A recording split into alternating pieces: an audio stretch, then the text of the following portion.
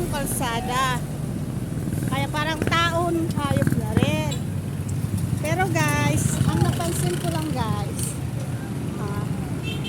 tuwing maglalakad ako, nakikita ko po ay puro tae ng aso. Sinong hindi mababad trip? And guys, mahirap lumipat dito guys kasi highway to.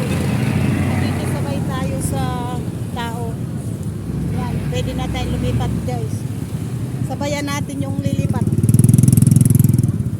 Guys, ang hirap lumipat dito. Kasi guys, highway to. Hindi ka sasantuhin ng mga tao dito.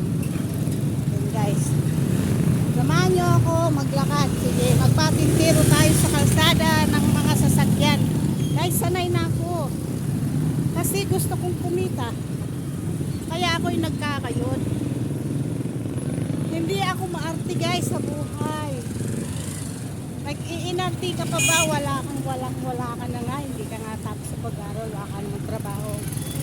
Tapos, nag-iinarte ka pa.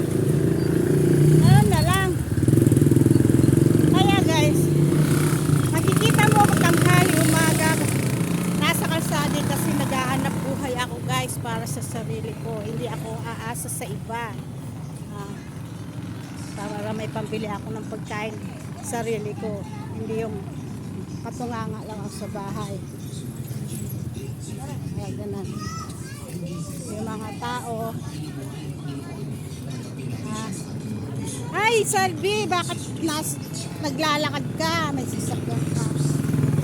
Hindi naman importante may sasakyan ka o wala. Importante makakayod ka sa sarili mo mga paa. Yan guys.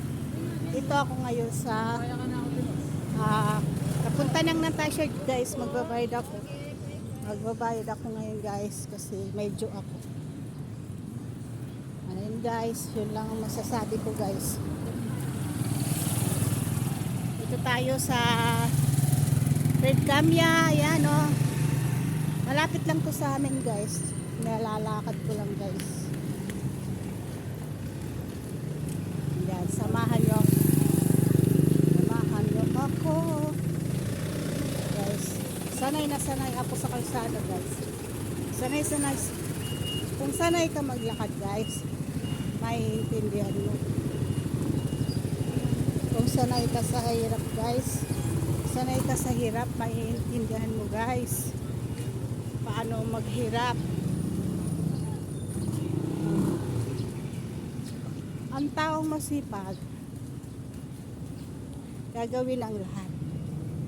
Tingnan mo guys, kasi taong kalsada ako, lahat ng napapansin ko, lahat ng nanadaanan ko, puro